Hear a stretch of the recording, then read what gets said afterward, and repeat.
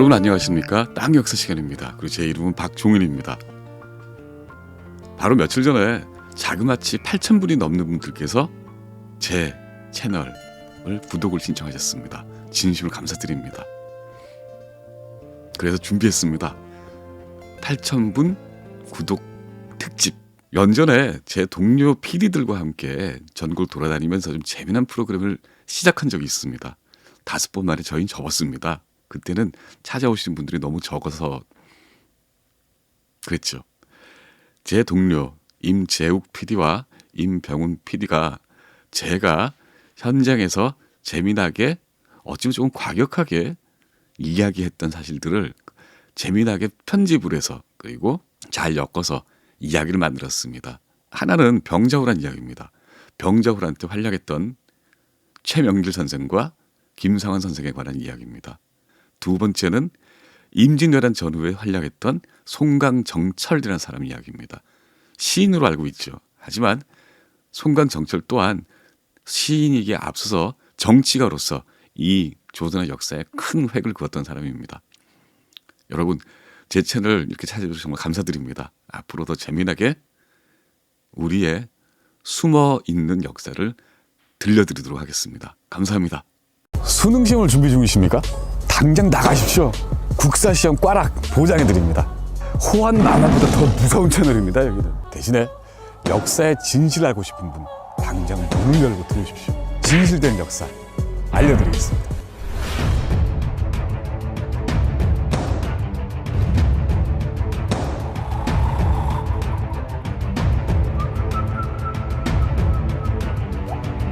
지금 봐도 각 묘마다 비석들이 아주 큼직큼직한 게 아주 그러니까 한때 엄청난 권세를 누렸던 어떤 가문의 묘라는 게 눈으로도 볼 수 있어요.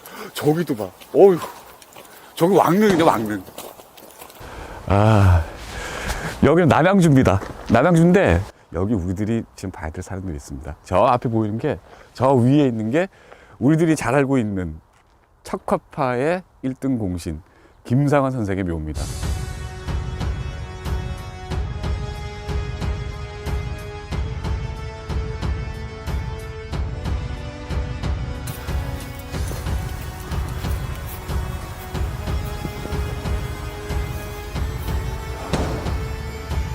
그러니까 우리가 아는 안동김씨 특히 두 가지가 있어요. 구 안동김씨가 있고 신 안동김씨가 있는데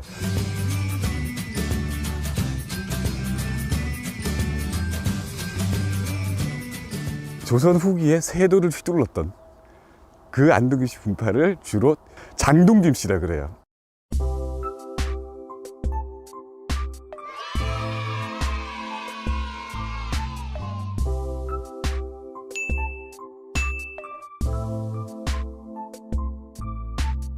그 장동김씨는 서울의 장동에 살던 사람들인데 그 장동 살던 안동김씨들의 묘인 거예요.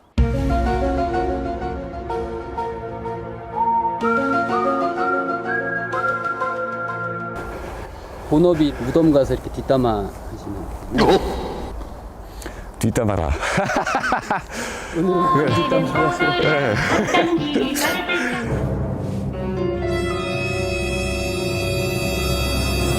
그 옛날에 그 고관 대작을 내린 사람들의 앞에 있는 비석을 보면 저렇게 돼 있어요.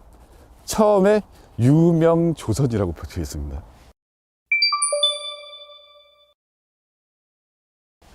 유명조선은 좀 안타깝게도 우리는 명나라의 제후국인 조선이다 라는 사대주의를 아주 위풍당당하게 밝힌 겁니다.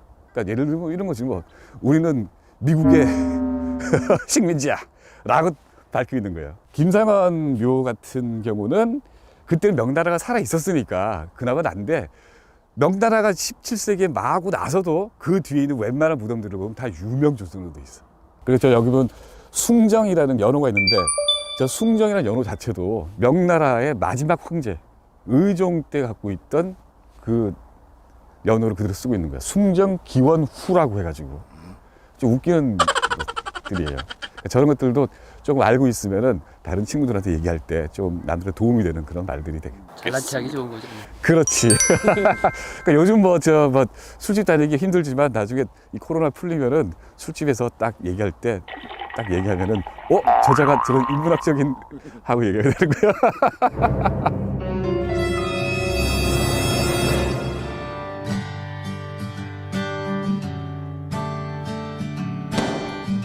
1637년 양력 1월달 병자호란이 터지자마자 그때 국왕이 있는 인조가 남한산성 도망을 갑니다.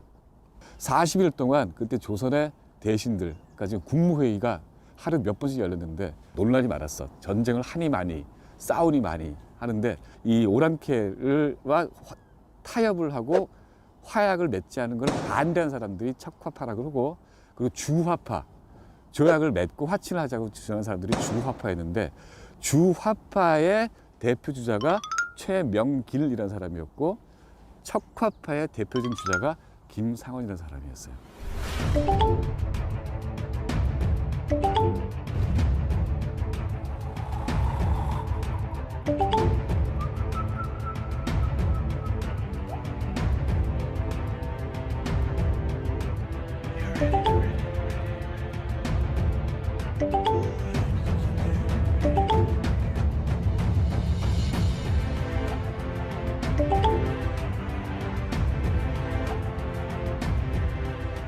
사실은 조선한테 전쟁을 할 능력은 없었어요.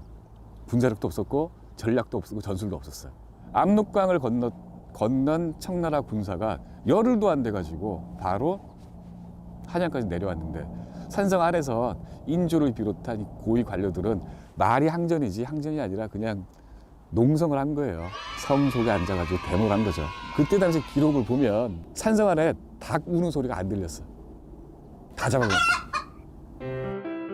Non più tra i farfalloni amoroso, notte giorno di torno girano. 그런데도 불구하고 김상원이라는 사람은 끝까지 항진을 주장을 한 겁니다. 묘비에서도 보셨겠지만 이 김상원이라는 사람은 대의를 중시했던 사람입니다. 명분, 명나라가 주도하고 있는 천하의 질서를 유지를 하고, 그렇기 때문에 문명국인 조선은 오랑캐인 포금한테 우리가 고개를 숙일 수 없다라고 주장을 했던 사람이에요. 결국에는 항복하고 내려갑니다. 실록 기록이 이렇게 되어 있습니다. 인조가 섭섭함을 굉장히 많이 표시를 해요. 같이 내려가자 그래놓고 자기는 고향으로 내려갔다. 대의 명분을 밝히려고 자기를 하려고 그랬는데 누군들 그 사람을 죽도록 내버려 뒀겠느냐.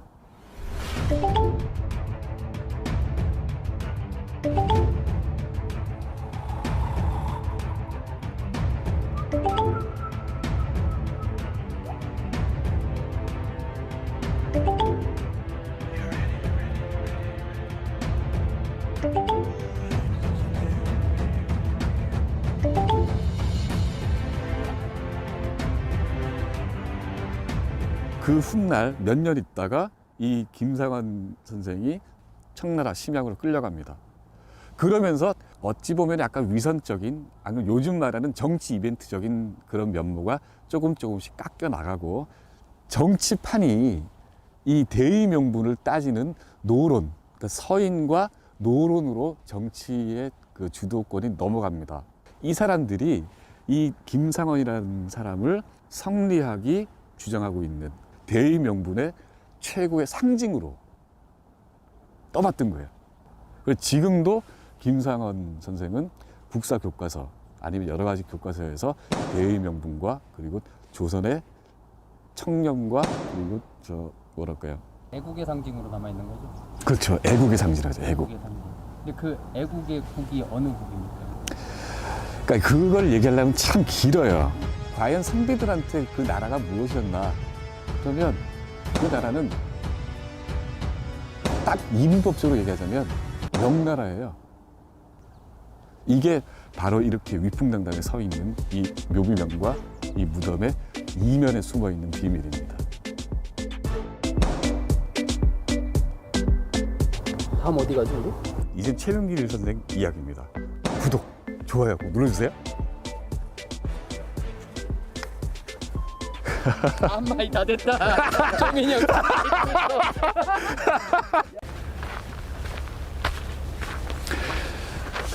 여기는 최명길 선생의 묘입니다. 김상환 선생하고 대척점에 있던 사람이죠. 김상환 선생은 척화, 청나라에 굴복할 수 없다고 주장을 했었고, 반대편으로 최명길이라는 사람은 항복을 해야 한다고 주장했던 사람이에요. 영화에서나 아니면 소설책에서 아니면 교과서에서 간신의 대표적인 사람으로 찍히기도 합니다. 그 사람이 저기에 잠들어 있습니다.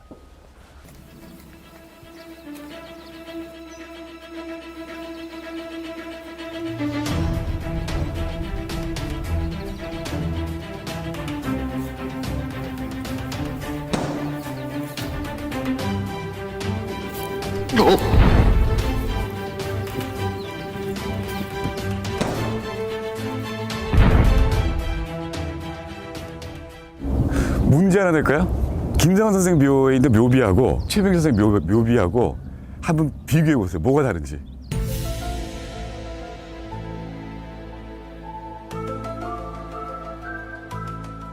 유명이 없어, 유명이. 김상환 선생 묘에는 다른 묘들과 마찬가지로 유명, 우리는 황제 명나라국의 제후국인 조선의로 돼 있는데, 이 선생의 묘에는 우리는 당당한 조선이다, 나는 조선의 상국이다, 조선의 대신이다 라고 돼 있는 거야. 내 짐작인데 100% 의도적인 거야.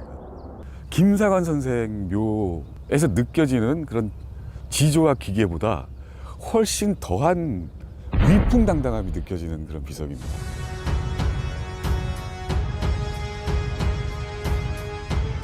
이 공간이 17세기의 국제 정세를 바라보는 당시의 조선 지식인들의 시각이 극명하게 드러나 있는 거예요. 그 중에서도 비주류파들, 누구든지 여기 일부러라도 와봐야 됩니다.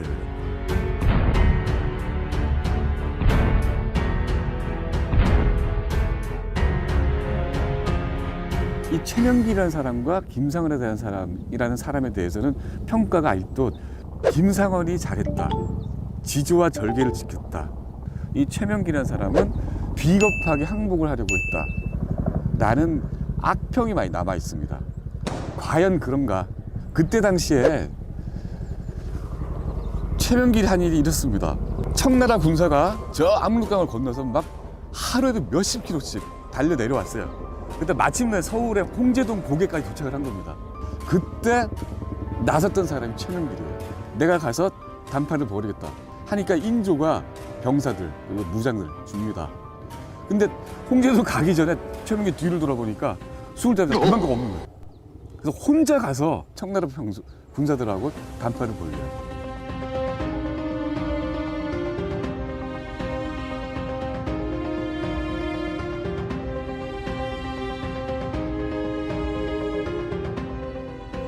그래서 인조가 광희문이라는 문으로 빠져나가서 남한산성으로 들어갑니다.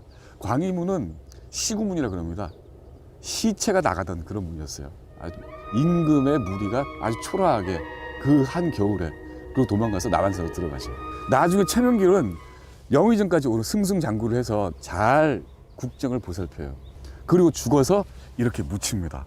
그렇게 끝나면 좋은데 문제는 인조 다음이 효종이고 그 다음이 현종이고 그 다음이 숙종인데, 숙종대에 괴이한 일이 벌어집니다. 그때 명나라가 망하고 난 다음이었거든요. 그러니까 자, 명나라가 망했으니까 우리 조선이 명을 이었다. 그러니까 더 이상 복수할 이유가 없다. 왜냐하면 명나라 죽은 게 아니라 우리나라 살아있으니까 라고 정신승리를 선언을 해버립니다.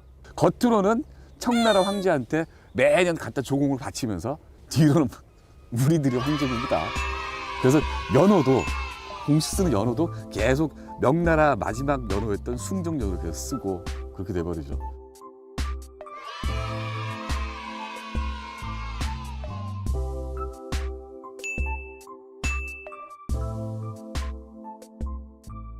그때 대표적인 거물 정치가가 송시열이라는 사람이었는데, 송시열이 만들었던 그 노론 세력이 이 최명길을 깎아내리기 시작합니다. 오랑캐에게 항복한 놈, 이렇게. 현실주의적인 정치가였던 최명길이 간신으로 자꾸 둔갑을 해버려요. 그리고 김상원은 위대한 사람으로 자꾸 평가가 올라가고 그게 대한민국 교과서에까지 실려버린 겁니다.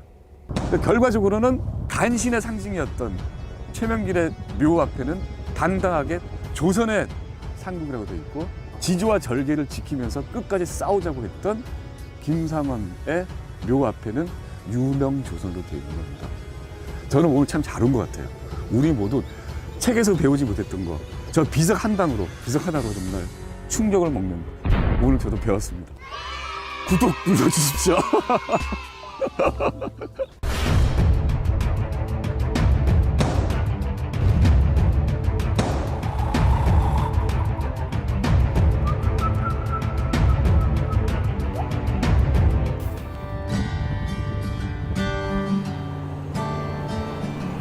우리 툼레이더 팀 또 다른 무덤을 찾아왔습니다. 주정뱅이며 아부에 관한 한 천하제일, 그리고 글솜씨도 천하제일. 내 얘기 같아요. 그리고 우리가 교과서에서 귀가 닳도록 눈이 닳도록 배운 사람입니다.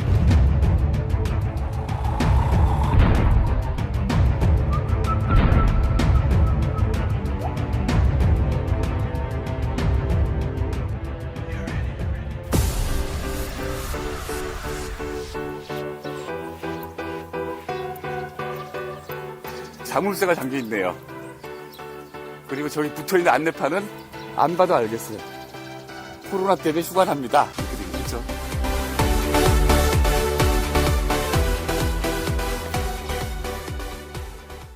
이 사람이 가사 문학, 한글로 쓴 가사 문학의 최고봉에 있던 사람입니다. 그 다음에 너무 술을 많이 마시니까 임금이 은잔을 하나를 주고 요만큼만 마셔라. 그래서 그 평생 그만큼만 마셨어요. 근데 나중에 봤더니 은잔을 늘릴 대로 늘려가지고 이만하게 대접으로 만들어버린 거예요. 그만큼만 마신 거예요. 이 사람 이름은 송강정철이고 여기는 충청북도 진천에 있는 송강정철의 사당 정송강사입니다.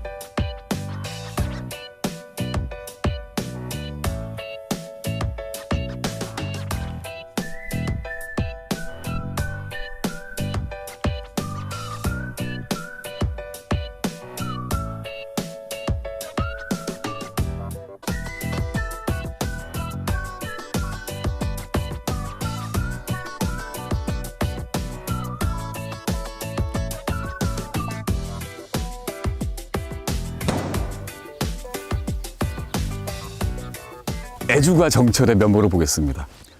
한 잔 먹새 그려 또 한 잔 먹새 그려 무진 먹새 그려 이 몸 죽은 후면 지게 위에 거적 덮여 줄이어 내어가니 대충 이런 거예요. 우리 어차피 죽을 거 거적 덮여 죽을 거 먹고 죽자 이게 먹고 죽자. 그러니 오죽하면 임금님께서 술잔 주면서 너 요만큼만 먹어 그랬겠어요. 그랬더니 그걸 굳이 늘려가지고 또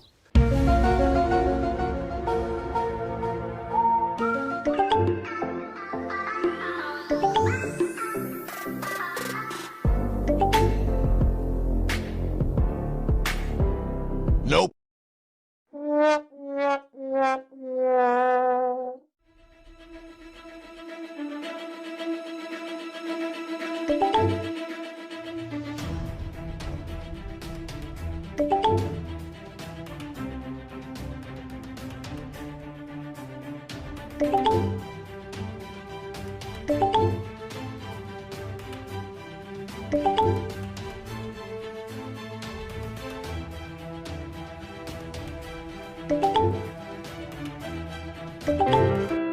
Non più tra i farfalloni amoroso, notte giorno di torno girano. 바로 그 위에 그 유명한 3위인곡이 있어요. 요새말로 읽어볼게요. 임금님을 대통령으로 바꿔볼게요. 내 한 몸 귀하게 여길 때 임조차 성길이 대통령 각하도 제가 모시니 내 일생의 이 연분이 대통령 각하와 저의 연분이 하늘이 모르겠습니까? 정말 하늘이 맺어준 인연입니다. 제가 젊은 시절에 각하께서는 나를 괴신히 사랑해 주셨으니 각하께서 저에게 주신 이 사랑을 어디 비할 데가 없사옵니다. 평생 각하께서 말씀하지 않으셨습니까? 그대와 나 평생 같은 길을 걸어가겠노라 라고 말씀하지 않으셨습니까? 늙어야 무삼일로 외워두고 글이 남고 늙었더니 왜 저를 따로 다니고 이렇게 놔두십니까? 향 묻은 날개로 가깝게 옷에 올라가서 아, 나비가 돼서 나비가 돼서 꽃에 향을 붙여서 각하의 어깨에 어깨에 올라가서 야 이건 내 이거 백개하겠는데? 백개가지고 이거 사회생활 이렇게 하세요. 야 이거 진짜 처세로는 이 더할 게 없어요. 이거는 유배당했을 때고 앞에 관동별곡은 강원도 관찰사로 갔을 때 쓴 거야.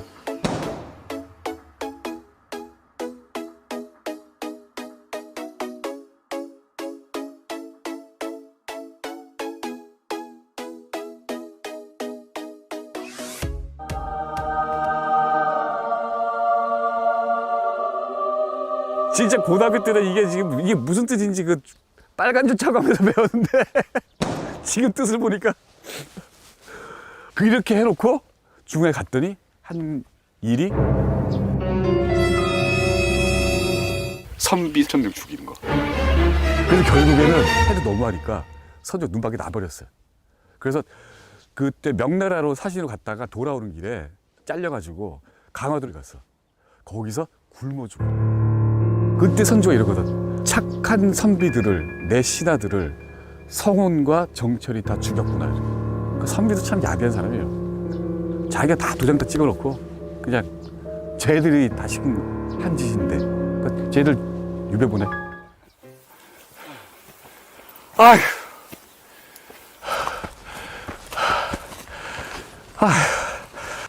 아휴. 아이고. 아이고 진짜. 아휴. 아, 너무 기분 좋네. 산에 오니까. 아휴. 아휴. 내가 그렇게 좋아하는 산을 내가 오다니. 아휴. 아이고. 이 산 이름이 언제 지었는지 모르겠지만 산 이름이 환희산이에요. 환희산. 풍수지리나 이런 거 모르는 사람들 저같이 또 딱 보면 명당이구나. 아주 포근하고 꼭 그 애기 보금자리 같은 그런 느낌이 들어요. 저기 가면.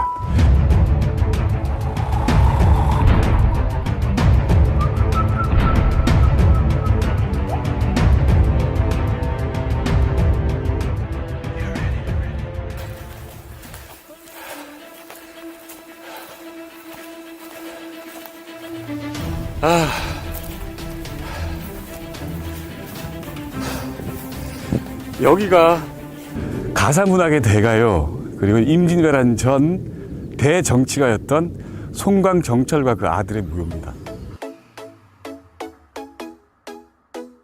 이 진천 현감을 정철의 손자쯤 될 거예요. 정양이라는 사람이 현감을 하고 있었는데 송시열, 우암 송시열이 이 동네 지나간다는 얘기를 들은 거예요. 그래서 이 현감이 송시열을 찾아가서 조상묘를 이장을 해야겠는데 자리를 봐달라. 그래서 송시열이 봐준 자리가 여기예요.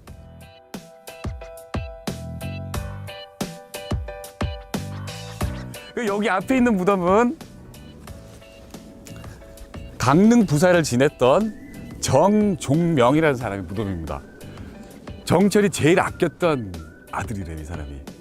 그래서 이장을 할 때도 같이 이장한 거예요. 그 뒤가 송광정철의 무덤입니다.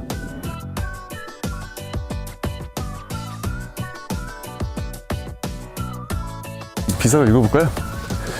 유명조선 좌의정 인성부원군 최고위에 오른 게 좌의정이었고 굉장히 높죠? 누나가 아마 왕실에 시집을 갔을 거예요. 그래서 이 부원군, 원군, 그 군이라는 군호를 받았고 좌의정쯤 되는 급의 부인에게는 정경부인이라는 어떤 급이 또 붙습니다. 그래서 문화 유씨대, 아 유씨였구나. 유씨가 함께 왼쪽에 합장돼 있다 이런 뜻입니다. 정말 대단한 사람이었습니다. 위대한 정치가였고 그리고 위대한 문인이었고 이제 얼굴을 싹 돌려서 작심을 하고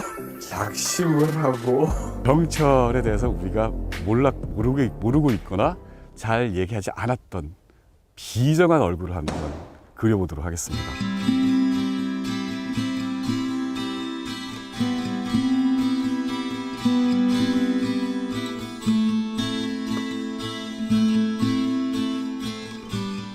아주 비정한 정치가로서의 정철의 모습은 우리들이 국사 시간에 배우질 않았어요. 임진왜란 직전에 그때 조선에는 당이 동인과 서인 두 당이 있었어요. 서인은 이율곡을 당수로 하는 당이었고, 동인은 주로 이제 그 퇴계 이황 계열 같은 사람이었어요.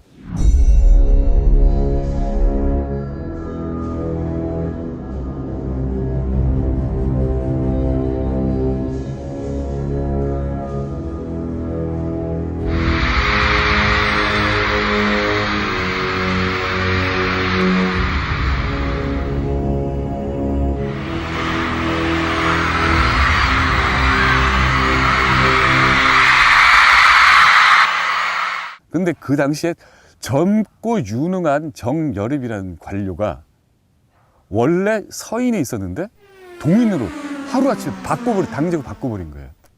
이 정여립이 나중에는 다 사표를 내버리고 전라북도 진안에 내려가서 거기서 대동계라는 계를 조직하고 거기서 공부를 해요.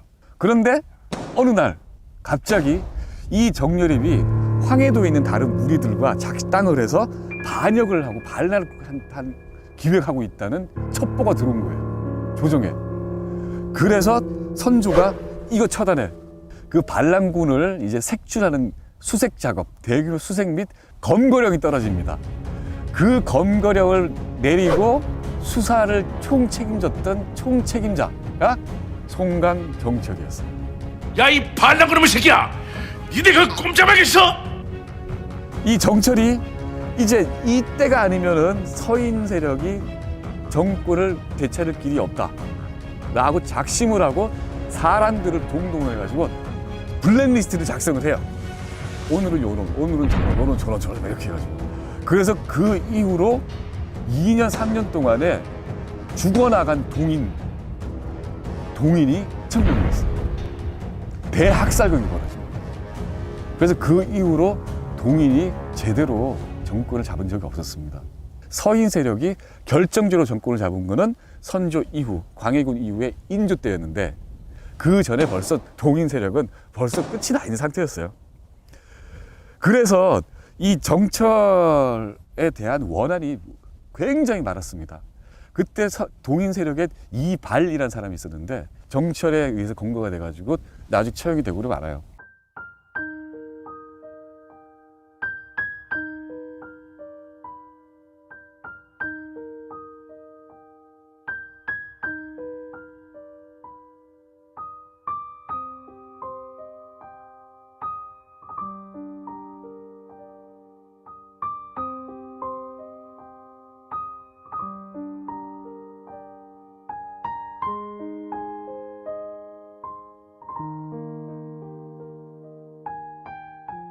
그래서 이발의 후손들은 지금도 고기를 도마에 넣고 썰 때는 정철 하면서 선답니다. 지금도.